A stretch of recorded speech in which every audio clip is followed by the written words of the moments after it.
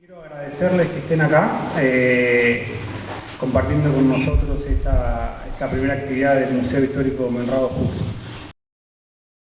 Esta conferencia tiene que ver con el Lector Urquizo por los 100 años de su nacimiento.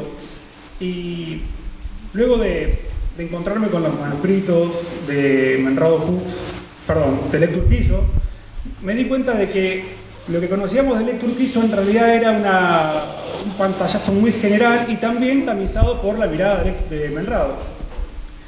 Y en la lectura de esos manuscritos me di cuenta de que Lector Urquizo era mucho más que el fundador, es decir, que el lugar que ocupa en nuestra sociedad es mucho más amplio, mucho más poderoso que simplemente el hecho de ser el fundador del pueblo. Entonces, me pareció muy importante empezar a hablar de Lector Urquizo desde otro lugar, ¿no? Y se nos ocurrió pensar esta visión de Lector Urquizo, escritor viajero. Como ustedes saben, Lector Urquizo nació en Tucumán y luego de un periplo que él narró con una épica dramática increíble en sus memorias, llegó a Los Toldos. En ese trayecto le ocurrieron cosas que él fue de alguna manera describiendo en sus memorias, pero también escribió sus recuerdos de la época en la que vivió en la comunidad de Ignacio Colequero. Y para mí era importante redescubrir esta figura de escritor para poner el foco en cuáles son esos elementos que de alguna manera aglutinan simbólicamente a Los Toldos a partir de la mirada de Lector Urquizo, que me parece fundamental no solamente la mirada de Lector Urquizo, sino hay un montón de otros herederos de esta historia que tiene que ver con la época de la Organización Nacional y de la época de fronteras, en el que escribieron acerca del contexto en el que vivieron y que resulta una fuente ineludible para entender ese contexto, para ilustrar esa época, que no sean los archivos militares únicamente. Entonces me pareció muy importante recuperar la mirada de Lector Urquizo, no como fundador, posiblemente nos desviemos y hablemos de la fundación del pueblo, de cuestiones que tienen que ver con lo institucional, pero posiblemente nos centraremos en lo que tiene que ver con la mirada literaria de Lector Urquizo. Quiero agradecerles y quiero dar la palabra a Jorge para que él también pueda saludarnos y iniciar este diálogo con una pregunta, porque esta va a ser la lógica de este encuentro, que va a ser también dialogado, y con la esperanza de que cuando se cansen de escucharnos puedan hacernos preguntas también. Así que bueno, Jorge, gracias por estar acá, y la pregunta que yo quiero hacerte es: ¿cuándo fue la primera vez que vos leíste Lector Urquizo? Bueno, gracias Fernando, y gracias a todos los que están acá. Yo me sumo a todos los agradecimientos de Fernando, y especialmente a dos monjes, Enrique y Osvaldo, que me permitieron en su momento entrar al monasterio, por ahí un rato antes que Fernando, y me permitieron escribir mi tesis y empezar a hacer alguna investigación que me abrió las puertas y nos abrió las puertas después a lo que fue el catálogo y al trabajo que ahora, por suerte, continúa Fernando. Y por supuesto a Menrado, ¿no? Digamos, me parece que el primer agradecimiento de todos es hacérselo a Menrado.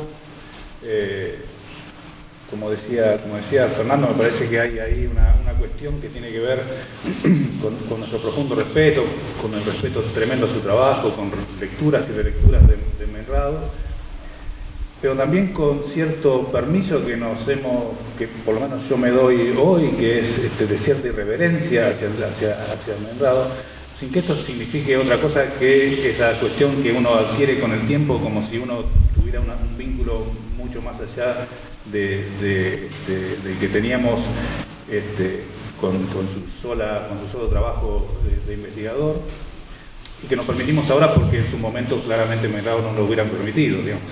Todos sabemos que era muy difícil discutir con Menrado. Entonces, digamos, respondiendo la pregunta de Fernando, la única ventaja que por ahí puedo tener para estar sentado acá es haber accedido a Urquizo desde muchos lugares. la primera vez en la adolescencia, ¿no? Tempranamente y a través de él, obviamente siempre a través de Meinrad. Y después en los 80, cuando accedo un poco casualmente a Memorias de un pobre diablo, que me parece que es un libro fundamental y que todos deberíamos leer, leyéndolo como una cuestión literaria, ¿no? Como quien lee una novela, un cuento, tiene pasajes que son de novelas de cowboys, tiene pasajes que son de historietas, pasajes que son de crónicas históricas. Eso por ahí es mi primer acceso a Urquizo, pero después hay un segundo acceso que tiene que ver con esto de cierta obsesión en buscar algunos elementos que me ayudaran para otras investigaciones y que tienen que ver con leer a Urquizo como un cronista de la época, ¿no? Y buscar en Urquizo, en las memorias de Urquizo, elementos o indicios de otras cuestiones históricas más profundas, que por supuesto las tiene y en enorme cantidad. Y después hay una tercera aproximación a Urquizo, que justamente tiene que ver con este trabajo del catálogo y del ordenamiento de los papeles de Meinrad, que es acceder a Urquizo, propiamente Urquizo, ¿no? a los manuscritos y a los trabajos mecanografiados de Urquizo propiamente, y ahí darnos cuenta de que en realidad el Urquizo que había leído había pasado por el tamiz de Meinrad, ¿no? Y que, digamos, esta nueva lectura tiene una riqueza adicional, así que, digamos, por ahí repito, ¿no? La única ventaja que uno tendría para estar acá, digamos, hablando de Urquizo, es haber tenido un acceso por ahí desde distintos lugares y de esa forma conocer más profundamente el aporte de Urquizo a nuestra historia y revalorizando esta cuestión, ¿no? de Electo como un personaje que permite acceder a la historia desde un lugar que es diferente a todos los demás personajes que escribieron sobre la historia en un periodo muy particular, ¿no? Que va desde las fronteras o de antes, ¿no? Desde Rosas, casi desde la caída de Rosas hasta el primer gobierno de Irigoyen, así que atraviesa todo el periodo confederación versus provincia, atraviesa las fronteras, atraviesa el periodo de organización o de solidificación del Estado-Nación, atraviesa toda la era oligárquica o del orden conservador, como se llamó al periodo que va del 80 hasta 1912 más o menos, y después, digamos, llega a acceder a lo que después se da después de la ley Sáenz Peña como un periodo que tiene que ver con un periodo mucho más democrático. Entonces, yo creo que una de las ventajas que nos da Urquizo es como cuando uno lee cualquier vida, es poder a través de leer a Urquizo acceder a una línea de tiempo que nos permite acceder a todos estos periodos desde un lugar que nos ordena también, ¿no? Porque muchas veces la historiografía me parece que nos da fragmentos, fotos, y cuando uno lo hace a través de una vida y puede ir accediendo a los contextos que narra Urquizo, me parece que uno tiene una imagen que se parece más a una película y a cómo transcurrió de veras la historia. Y la ventaja es que es un personaje de la civilidad, digamos, es un civil, ¿no? Todos los demás testigos de la época, cronistas, o son militares, o son curas, o han tenido alguna vinculación con el ejército en general, o son viajeros de paso, ¿no? Marta Bechis, hoy hablábamos de Marta Bechis esta mañana con Fernando, dice que son viajeros participantes, ¿no? Que es una condición adicional, digamos, que no solamente fueron viajeros, como los hubo tantos, ¿no? No sé, Armagnac, un montón de tipos que pasaron por las pampas describiendo cosas, pero hubo viajeros que se quedaron y que se involucraron de alguna manera en la sociedad indígena, en la sociedad de los pueblos originarios, y esos personajes tienen un valor muy particular en la historia y no son tantos, ¿no? No son tantos. Urquizo es uno de ellos, y digamos, ha sido tomado como fuente para muchos etnohistoriadores, han tomado Urquizo como una fuente, más allá de algunas cuestiones, como que Urquizo escribe todas estas cosas muchos años después de que ocurrieron. Quiero justo agregar a esto que viene hablando Jorge acerca de los escritores viajeros o de los cronistas viajeros y que por ahí se instalan un periodo, se involucran en la comunidad. Una de las visiones también acerca de todo este asunto tiene que ver con que parte de la historia toldense, ¿no?, está narrada a partir de la mirada de Menrado, que es un europeo, ¿no? Y la mirada de Lectur Urquizo viene a ser una mirada totalmente antagónica, más allá de que tengan acuerdos y puntos en común y que se crucen. Pero sí es importante tener esta distinción, en el mejor de los sentidos, poder ser consciente de que acceder a una lectura de Menrado, acceder a una lectura de Lectur Urquizo, uno se predispone contextualmente, políticamente e históricamente a ese tramo de la historia. Ustedes saben que ciertas figuras como la imagen del gaucho durante mucho tiempo han estado instaladas a partir de los relatos de viajeros europeos que se han fijado en lo exótico que resultaba la imagen del gaucho. Un ejemplo claro para desbastar esta idea de que el gaucho es matrero, cuatrero, ladrón, vago y haragán, es que durante esa época el principal alimento era la carne y el pan. Es decir, ¿quién conseguía el pan, la harina? Digamos, es cierto que había un grupo de gauchos o paisanos que por ahí tenían esa característica, ¿no?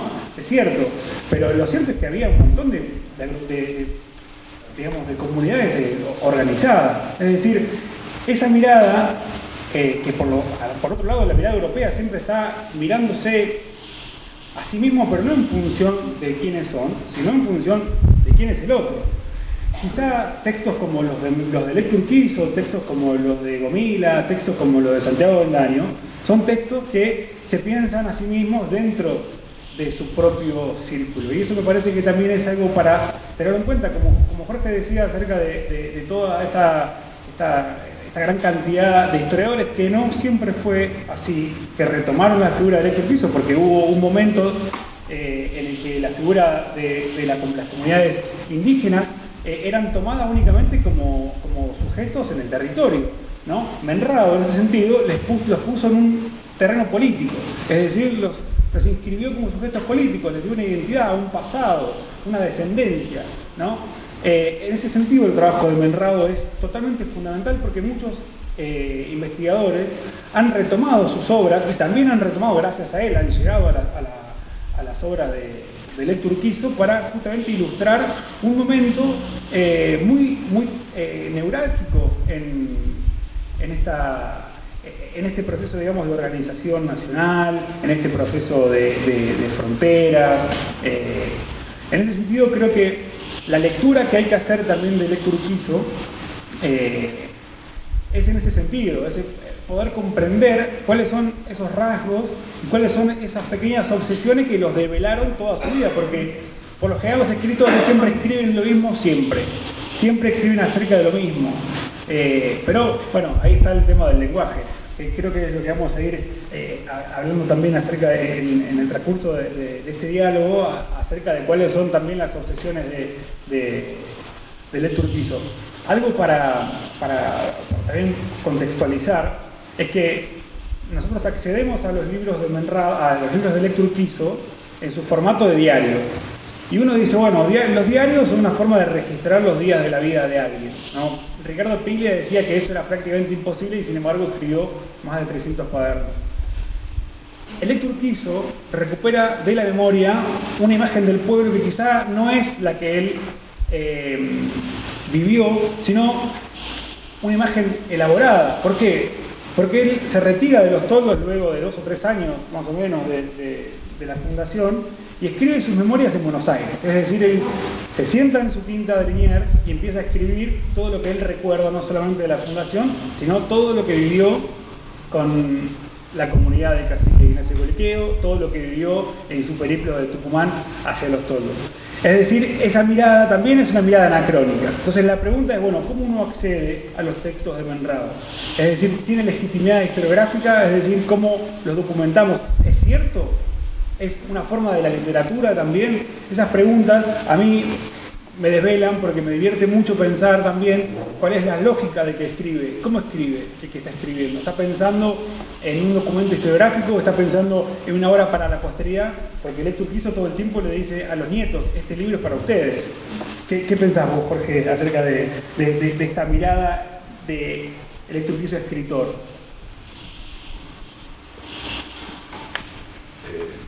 Bueno, primero que es cierto, ¿no? Él empieza escribiendo sus memorias pensando primero a su hijo, pensando en su hijo y después en sus nietecitos, como dice reiteradamente. Pero también pensando en una posteridad, en algún momento él dice que, digamos, será evaluado por las futuras generaciones de los toldos a través de lo que hizo. Y en parte escribe por eso también, ¿no?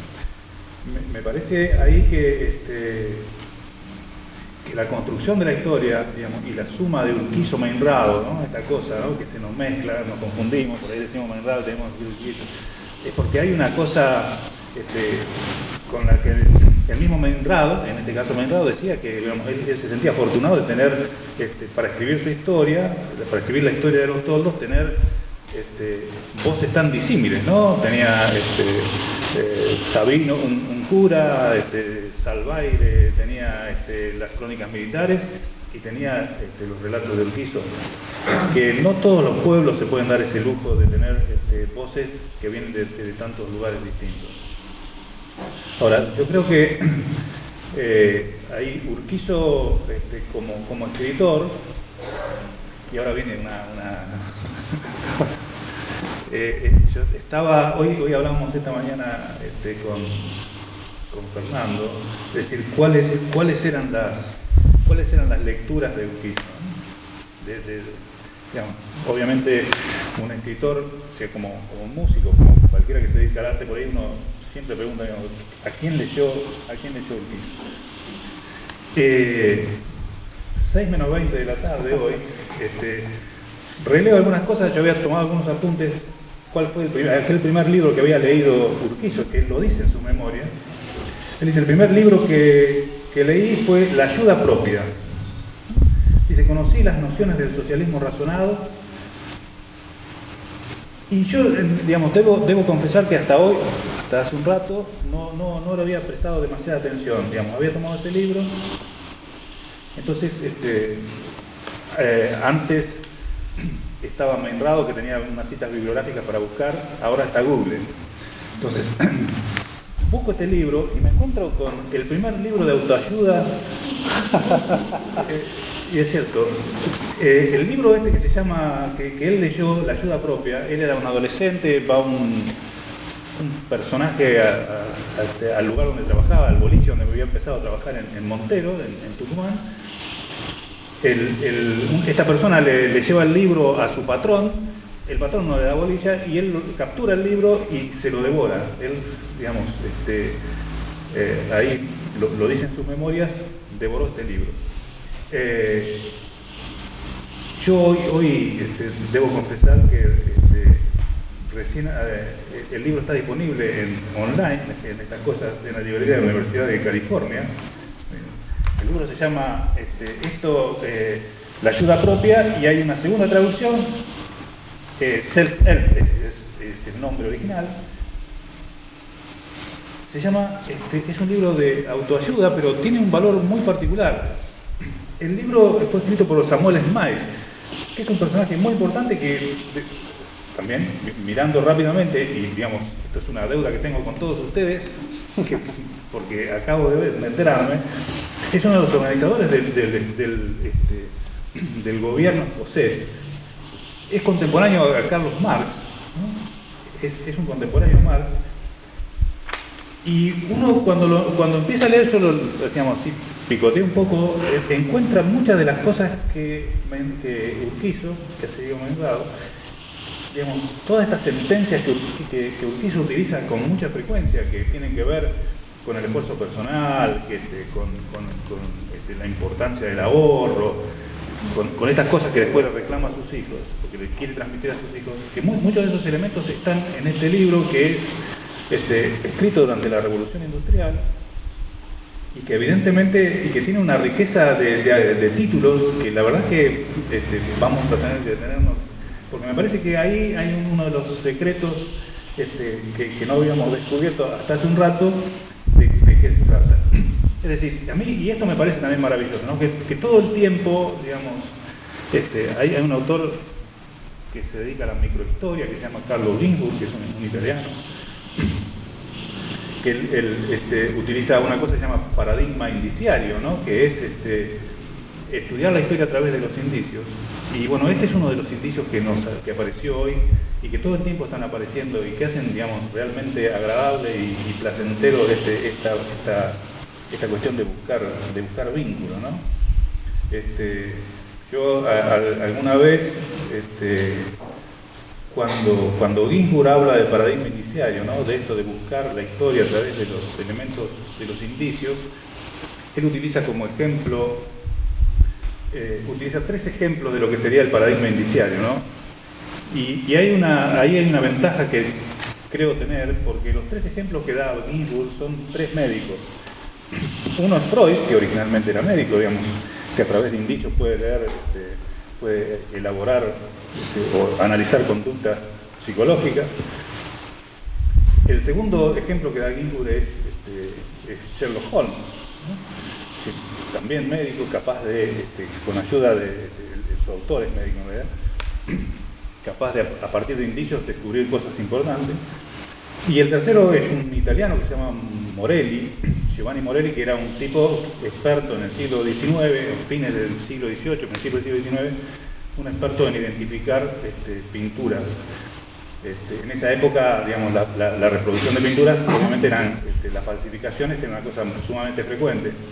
Entonces, el tipo había descubierto un método por el cual él creía que era mejor identificar una falsificación a partir de aquellos rasgos que no eran frecuentes en el estilo del pintor. Es decir, el tipo estudiaba un pintor que tenía determinados rasgos, que usaba determinados colores, pero que en algún lugar del cuadro había hecho una cosa que no pegaba con su estilo. Y su forma de descubrir las falsificaciones era buscando esos detalles que no tenían que ver con el estilo del pintor original, que eran los más difíciles de reproducir, porque, digamos, una vez que uno aprende un estilo puede reproducirlo. Probablemente lo más difícil sea reproducir lo que no pertenece al estilo del pintor que uno intenta imitar, ¿no? Entonces, con ese método, que era de indicios también, y Morelli era médico también, así que la única ventaja que tengo, otra de las ventajas, es que probablemente descubrir indicios sea parte de lo, ¿no? La medicina originalmente, clínicamente era eso, ¿no? A partir de pequeños datos hacer un diagnóstico. Esa es una ventaja adicional. Pero, digo, volviendo a Urquizo, me parece que Urquizo puede ser leído de muchísimas maneras. Me parece que puede ser leído de muchísimas maneras y de cualquier manera que uno pueda leer. Pero el punto de partida de Urquizo, por lo menos en mi caso, y obviamente en el caso de Menrado, ha permitido una aproximación importante a nuestra historia. Bueno, retomo esto de las primeras miradas. Ustedes están viendo en la pantalla, sí, que está funcionando, sí. Que quizá para los supersticiosos esto puede sonar hasta divertido, porque la primera vez que Menrado habla en público acerca de Héctor Urquizo fue el día que se cumplieron los 50 años de su fallecimiento. Nosotros hablamos acerca de Héctor Urquizo cuando se cumplen 100 años de su muerte. Algo curioso ocurre que fue también la primera actividad que lanzó el Centro Toldense. El Centro Toldense era una agrupación de toldenses que vivían en Buenos Aires, que se agrupaban y que eran actividades que tenían que ver con la cultura local. Y en esa charla, donde Menrado se lo ve rodeado de hombres, son los descendientes y herederos de Héctor Urquizo: Juan Arata, un tal Ledesma y Vicente Urquizo. Eran los herederos y fueron quienes en cierta medida les les legó parte de su acervo porque sospechamos que puede haber cosas que todavía andan burlando, así que vamos a ir en busca de eso. Y este fue la primera publicación que se hace para entonces de la primera visión y mirada de que tiene Lecter Urquizo acerca, perdón, me he enredado, va a ser muy frecuente, que tiene Menrado acerca de Lecter Urquizo, ¿no? Esto de recuperar de pronto todos sus manuscritos, sus correspondencias, sus fotos y empezar a hilar una historia y empezar a encontrar puntos que se repiten. Si uno empieza a analizarlos por arriba, a vuelo de pájaro, va a darse cuenta muy fácilmente que ciertas palabras, que ciertas frases, hoy nos reíamos siempre nos estamos riendo de hay unos latiguillos que él tiene y que repite constantemente. Entonces ahí también uno puede comprender que debajo de todo ese texto, porque Lecter Urquizo escribió muchísimo escribió, mucho, y muchas veces escribió muchas cosas parecidas. Entonces el esfuerzo es doble, porque debajo de todo eso que uno da la impresión de que se repite, debajo de ese texto subyace quizás los elementos más importantes. Si hace una doble lectura, puede encontrarse con los elementos que realmente importan o que realmente dan cuenta de ciertas cuestiones. Hay un historiador que se llama Hayden White que trabajó lo que tiene que ver con la metahistoria, y él decía algo que a simple vista parece muy sonso, pero cuando uno lo piensa dos veces se da cuenta que, esto realmente es importante. Y tiene que ver con que la historia es una narración. Y uno dice, sí, la verdad que no sorprende, pero cuando uno dice la historia es una narración, también está diciendo que cuando intervenimos en la historia, escribiéndola o trabajándola, de alguna manera estamos posándonos sobre ella y quizá de alguna manera nuestra experiencia altere algún componente de esa historia. Es decir, siempre estamos construyendo una historia que tiene que ver con nuestro contexto, que tiene que ver con nuestra visión del mundo, con nuestra visión acerca del medio ambiente, del otro. Y fue tal vez lo que hizo Menrado, ¿no? Utilizar mucho los textos de Lecter Urquizo para trabajar sus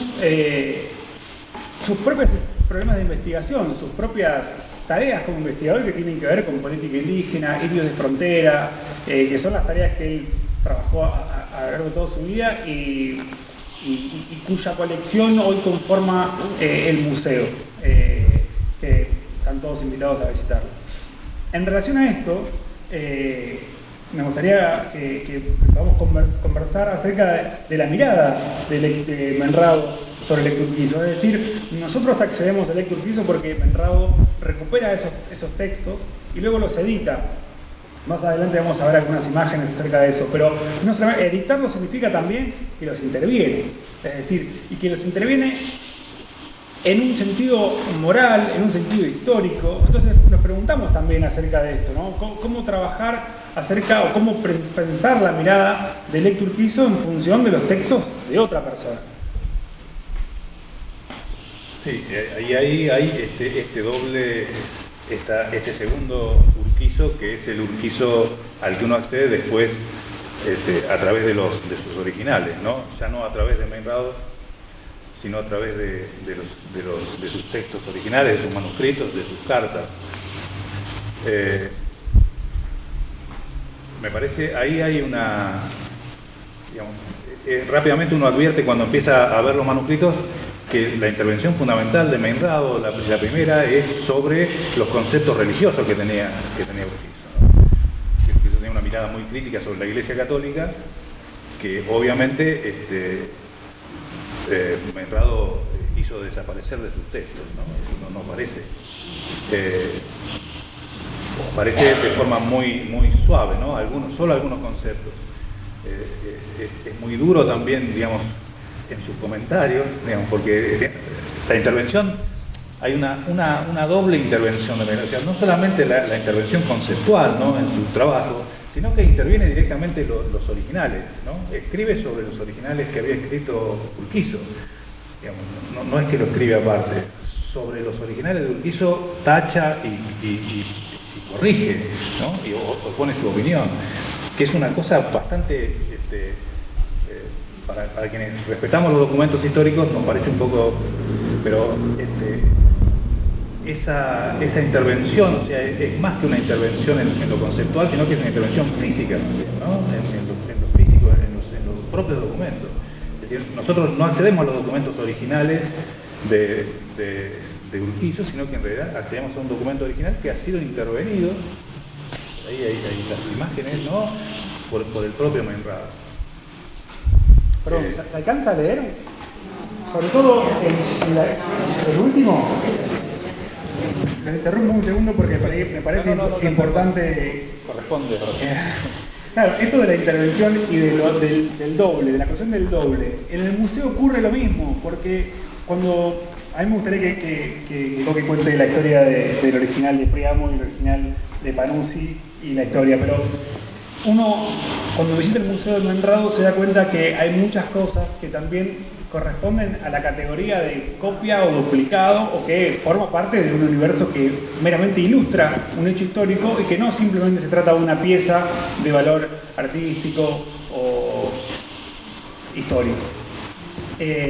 También está el gesto de Menrado en valorizar cierto documento y considerarlo importante o trascendente.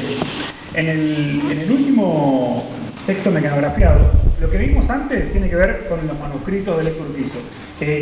Si ustedes pueden ver en el primero, dice Memorias póstumas de un pobre diablo. Y el libro original, el libro dictado por Menrado en realidad se llama Memorias de un pobre diablo. Es decir, que ya en el título hay una edición mínima, pero es un gesto.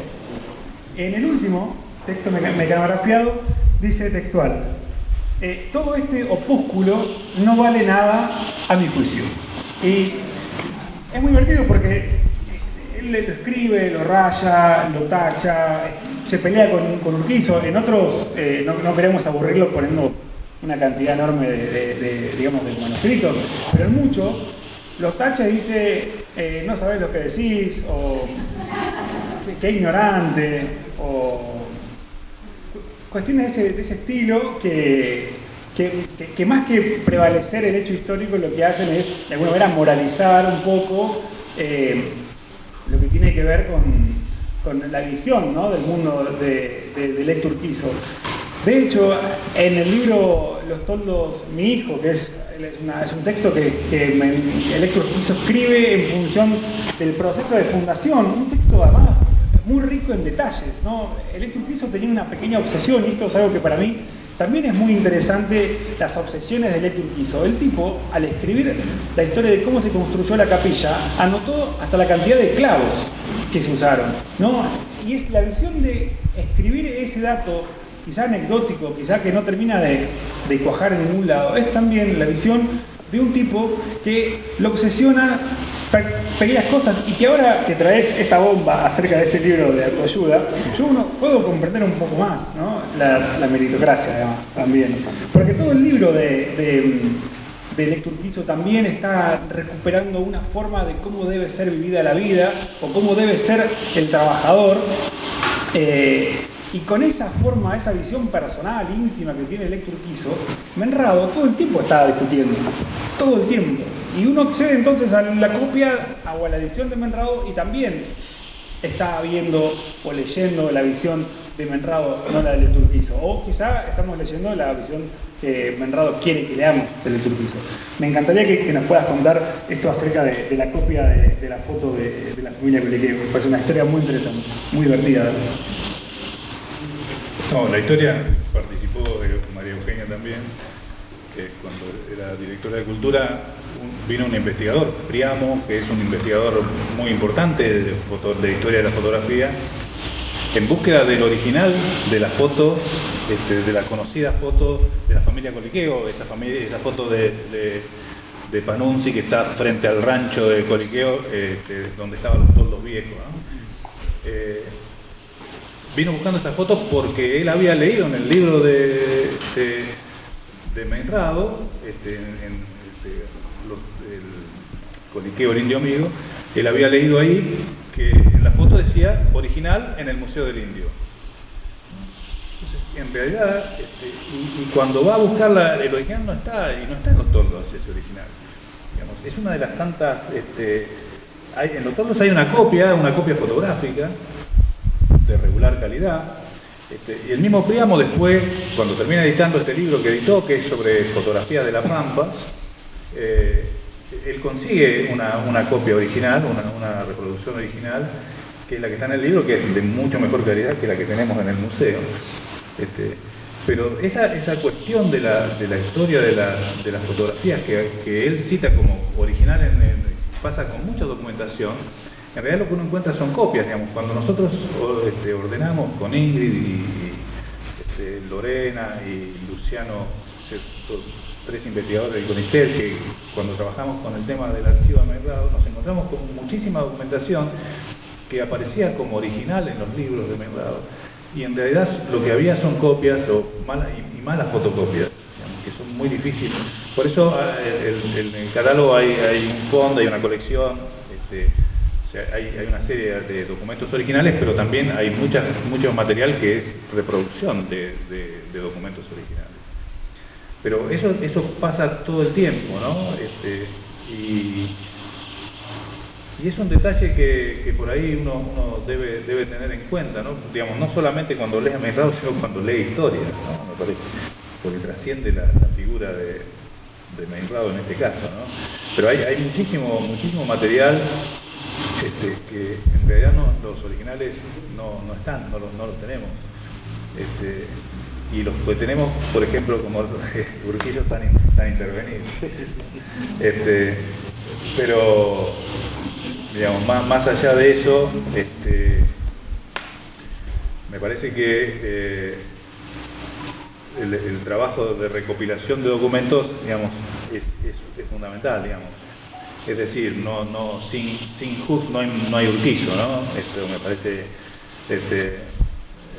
por eso, digamos, estas licencias que nos tomamos con Meyrado, que insisto, no lo podríamos hacer si él estuviera sentado acá, porque ya nos hubiera pegado con algo, nos permite también valorizar todo su trabajo. Ahí me parece que yo siempre pienso, digamos, que a los toldos se dice que lo fundó Urquizo, y en realidad no lo fundó Urquizo. En realidad los toldos se origina en el asentamiento de la tribu de Ignacio Coliqueo, que tampoco lo fundó Ignacio Coliqueo, sino el que vino primero fue Justo Coliqueo. Entonces, digamos, uno debería considerar a Justo el primer fundador. Digamos, cuando Justo llega a los toldos, Ignacio estaba internado en el hospital de Rojas, estaba enfermo, así que él viene mucho tiempo después, ya estaba instalada la tribu en los toldos, cuando viene Ignacio, o sea que ni siquiera lo fundó Ignacio Coliqueo. En realidad ahí viene Urquizo, y Urquizo después funda en los toldos nuevos, unas cuantas leguas más acá de los toldos viejos, por donde andamos ahora. Pero el que inscribe el nacimiento es Meyrado, ¿no? Es una cosa así, ¿no? Es un hijo que termina siendo inscrito, el verdadero padre termina siendo Meyrado, que es el que inscribió el nacimiento. Porque él buscó desesperadamente cuál había sido la fecha de fundación de los toldos, por ejemplo, que no estaba claro, porque no estaba demasiado claro, hasta que aparece en algún documento de Urquizo, cuando Urquizo consideró que había sido la fundación de los toldos, ¿no? Por eso me parece que hay un Urquizo antes de Hughes, con Hughes, y nosotros estamos accediendo ahora a un Urquizo después de Meyrado, que tiene una riqueza adicional y con el que estamos en deuda, digamos, me parece, los toldenses. Hay un Urquizo con el que seguimos estando en deuda. Él reclamaba el reconocimiento en alguno de sus textos, y me parece que todavía no terminamos de cerrar esta parte de la historia. Me parece que nos debemos una lectura y una relectura de Urquizo por Urquizo mismo, ¿no? Sea momento de empezar a trabajar entonces realmente en los textos de los originales, y empezar a ver con otra mirada todo ese trabajo. Yo quiero agregar, y tampoco para no extendernos, algo en relación a lo de Justo y esto de empezar a pensarlo a Urquizo no solo como el fundador, sino como un escritor. Cuando en sus memorias él narra el último malón, digamos, en 1876, que es de alguna manera el malón que lo expulsa o que él decide luego de la embestida irse a Bragado para después volver y empezar lo que es la fundación del pueblo. En sus memorias él escribe cómo se desata ese malón. Y ese texto, que es recuperado por muchos investigadores, por muchos antropólogos, es decir, es recuperada la versión de Menrado, no la de Lecturquizo, que también levemente es distinta, pero bueno, tiene una impronta totalmente diferente. Ese texto funciona a la vez como un documento historiográfico y a la vez como un texto meramente literario. Él de alguna manera transforma la cadencia de su escritura y narra un parlamento, ¿no? Está toda la tribu de cacique de Simón Coliqueo apostado en la azotea del boliche de Lecturquizo, y de pronto aparece un lenguaraz, así mismo dice Lecturquizo, que trae un mensaje de Justo, del hermano, que es quien viene a malonear su propia tribu, que viene desde el llamado desierto, ¿no? Bueno, desierto como lo denomina el Estado Nacional. Y el texto que escribe Lecturquizo, replicando ese parlamento, 2 años después, no más, 30 años después, funciona como un texto literario. Y los historiadores lo han rescatado como el único, quizá, documento que de alguna manera refleja e ilustra ese momento tan particular, tan conmovedor además, porque es un parlamento realmente como conmovedor, como lo narra. Y después con el desenlace que tiene Justo Coliqueo, con una muerte a través de lanzas, etc. Eso por un lado, lo que tiene que ver con esta mirada literaria de la obra de Lecturquizo, que también es como leer de alguna manera una ficción, ¿no? Una ficción que también escribe Lecturquizo desde su propia vocación y memoria. Y por otro, como redondear esto de que todavía hay cosas que quizá sean distintas, que todavía hay cosas que quizá transformen de alguna manera la visión que tenemos de nuestra propia historia.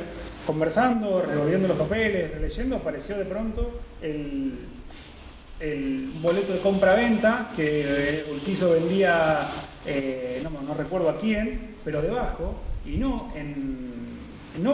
con caligrafía, sino en letras de molde, decía pueblo de Rodríguez Peña, estación Los Toldos. Es decir, bueno, quizás fuimos Rodríguez Peña. Es decir, eso está ahí como una cosa todavía a descifrar o a descubrir. Y eso es también todo el trabajo que tenemos que empezar a hacer, poner a revisarnos, a revisar la historia, poner a descubrir todos estos elementos que terminan de alguna manera por aglutinar nuestra identidad, porque también durante mucho tiempo uno se acercó a la historia creyendo que las cosas ocurrían de una manera sucesiva. Bueno, primero llega Coliqueo, después llega Urquizo, después nosotros, y la verdad que no, que la historia no funciona de esa manera, y que la construcción, si se quiere, de una identidad toldense tiene que ver también con la simultaneidad, ¿no? De un montón de identidades, de un montón de comunidades conviviendo al mismo tiempo, compartiendo situaciones históricas muy trascendentales y que de alguna manera terminan por aglutinar quizá una identidad que todavía hoy nos preguntamos acerca de cuál es, ¿no? Me parece que este trabajo de poner en valor tiene que seguir esta dirección de todo el tiempo estar recordándola, no para regodearnos en el pasado, sino para poder descifrarla, para poder desentrañarla y para que cada vez sea un poco más claro, o quizá acercarnos a un lugar, si es que hay que acercarse a algún lugar en la historia, ¿no? Me parece que el trabajo que hizo Jorge con Ingrid de Jong, con Luciano y con Lorena, es un trabajo inicial impecable que le va a permitir a un montón de investigadores, alumnos del profesorado de historia que estudiaron en el museo, y la verdad que fue hermoso poder recibirlos y conversar acerca de esto, para que la gente pueda acercarse, trabajar el archivo, recuperar la memoria y poder crear nuevos trabajos traer nuevas problemáticas a resolver. Creo que ese es el trabajo en el que estamos como encaminados. Personalmente los voy a despedir, les voy a agradecer mucho para pasarles a ustedes el micrófono y que puedan preguntar, hacernos todas las consultas que quieran, si tienen consultas. Allá levantaron una mano. No hace falta. ¿Escuchás? Fuerte y claro. Fuerte y claro. Estefan. No, en función de la riqueza literaria, uno de los pasajes que más recuerdo y lindo como prosa narrativa de Ernesto Urquizo fue la descripción que hace de Juan Moreira. Aquellos que vieron la película de Fabio, esa épica película de Fabio, Juan Moreira, cuando arranca la película, Moreira comienza su peregrinar, su vida, cuando mata a Marretti, él dice: me voy para las tonterías. En realidad viene acá y está la famosa carrera con Floriqueo, pero está descrito, por supuesto, estando todo amarrado y lo toma el Urquizo. Yo tengo el libro de Moreira por el libro original, uno de los originales, pero lo más notable es la descripción que hace de Juan Moreira, cómo lo describe a él ese retrato que hace de Juan Moreira, digo, como uno de los prosistas a la altura casi de ese pedazo, casi como un sarmiento, en ese sentido de la palabra. Voy a solamente una pastilla. Esto que mencionabas. La carrera, Moreira y Floriqueo. Tal cual. Eso que mencionás es evidencia y es un argumento más para pensar la obra de cronista que tiene Héctor Urquizo, porque por fuera de toda esta épica que narra su propia vida con un nivel de dramatismo altísimo, están estas pequeñas descripciones fundamentales para comprender personajes como Juan Moreira. Y no solamente eso, sino poder entender la indulgencia de Héctor Urquizo a la hora de hablar de ellos. Hablar de los coliqueos, hablar de Justo, incluso hablar de sus propios dependientes, como él le decía, que le robaban y él los defendía porque eran leales, ¿no? Esa visión del otro, del trabajo, en los textos de Héctor Urquizo queda muy, muy presente. No sé si... Sí, estoy de acuerdo. Por ahí es una de las descripciones más literarias de los textos de Urquizo. Tal vez sea la descripción del Malón del 76 y la descripción de Juan Moreira y del episodio de la carrera y estas cuestiones son de las cosas más literarias probablemente. Me parece que, sin embargo, hay muchas más, ¿no? Cuando uno accede, nosotros lo que nos sorprende, y a lo que me sorprende a mí particularmente, es su nivel de conocimiento de los personajes de las sociedades toldenses y de Bragado, que escribió mucho. Él conocía perfectamente, o creemos que conocía perfectamente, por lo menos lo relata como si lo conociera perfectamente, detalles de las vidas de personas, de muchas personas, que yo, hoy charlábamos, yo ni de mi propia familia me atrevería a dar tanto detalle como el que da de cientos de personas, ¿no? En la Roma pampeana, que está ahí en este libro que relata su vida en Bragado, y ahí, digamos, se trata de una descripción de personajes de Bragado con una precisión y con un nivel de no me atrevería a decirlo, pero casi chisme, ¿no? Y está escrito 30 años después. Esto es lo asombroso, ¿no? O 20 o 35, ¿no? Hay textos que están escritos mucho después, de detalles de personajes que convivieron con él, ¿no? Me parece que hay cosas ahí que son muy interesantes, muy extrañas, la verdad que sigo muchas veces sin entender esa capacidad enorme de recordar, para un tipo que no hacía apuntes en el momento, porque excepto Los Toldos, mi pueblo, ¿no? Mi hijo Los Toldos, o historieta de la creación, como se llama originalmente, él le puso historieta historieta de la creación o de la fundación de mi pueblo, que tiene cierta simultaneidad, era una especie de diario donde él iba escribiendo algunas cuestiones relacionadas con los boletos, con la gente que compraba los lotes, El resto de las historias está escrita mucho tiempo después. Digamos, eso, la verdad que es muy interesante. Bueno, la Roma pampeana, que no puedo haber apellido, describe una muerte de pelea de conservadores y radicales en la estación de ferrocarril, un famoso tiroteo, también es un pasaje. Creo que es la Roma pampeana. En la muerte de los hermanos Isla y de Costa, y de Carlos Costa, está relatada ahí. Carlos Costa, Carlos Costa es otra historia, digamos, dentro de nuestra historia toldense, ¿no? Que también exige una revisión, porque es probable, también otro descubrimiento, que en realidad el reconocimiento de los toldos como pueblo sea a partir del trazado de Carlos Costa y no del trazado de Héctor Urquizo, porque en realidad Urquizo no cumplía con los requisitos para fundar un pueblo en cuanto a extensión. A pesar de que el pueblo se hizo acá, el reconocimiento, Ricardo Levene, en su libro sobre el origen de los pueblos de la provincia de Buenos Aires, está definiendo el pueblo de Carlos Costa, el diseño de Carlos Costa y no el diseño. Ese es un tema también para revisar, ¿no? Porque los toldos probablemente no haya tenido un solo fundador, ¿no? Sino que en realidad son varios, por esta cuestión de una cuestión puramente legal de cuál era la superficie necesaria para crear un pueblo en la provincia de Buenos Aires a fines del siglo XIX, ¿no? Que había cierta reglamentación para hacerlo y que lejos estaba Urquizo de tener la superficie adecuada, ¿no? El pueblo de Urquizo terminaba en la calle Alsina, digamos, ahí era de la José Hernández, digamos, hasta la calle Alsina, digamos, es una superficie relativamente pequeña. De Alsina para allá son otros los fundadores, y de la José Hernández para allá es Carlos Costa, y para aquel lado es Macaya y otros personajes importantes. Tal cual. Sí, en realidad, sí, tal vez.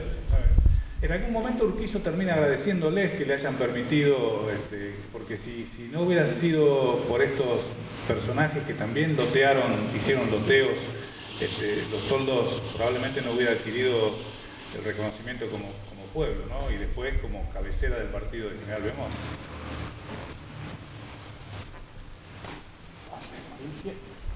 ¿Qué tal? No, yo lo que quiero notar es que en las definiciones que existe que habla de cada persona que le vendió un terreno, deja ver su parte machista también.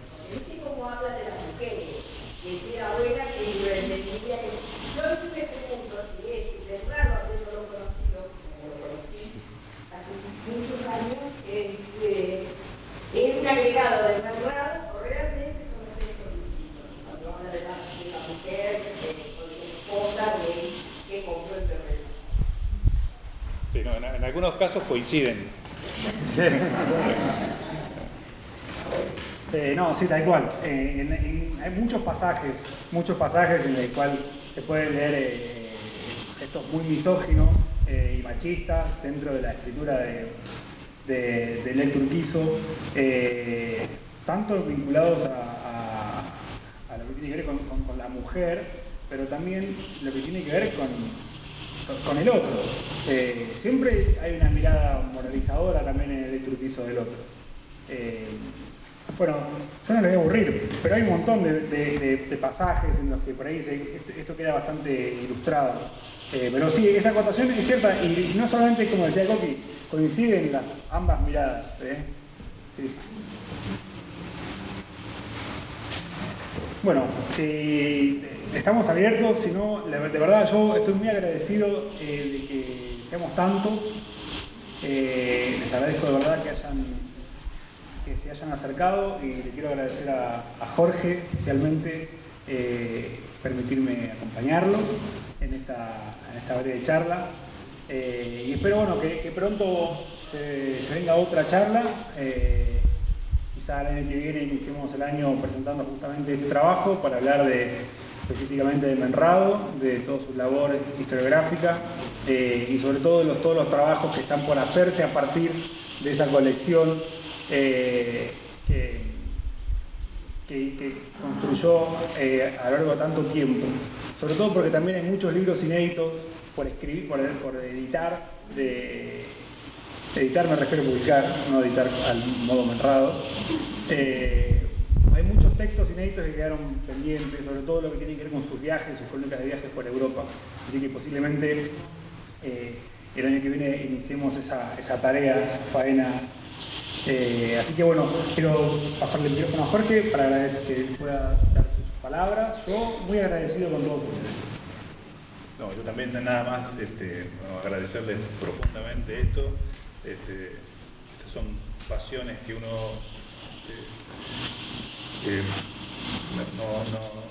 son difíciles de contener, y la verdad que para mí siempre es un placer ahora tener la posibilidad de coincidir con Fernando revolviendo estas cosas que, digamos, la verdad que es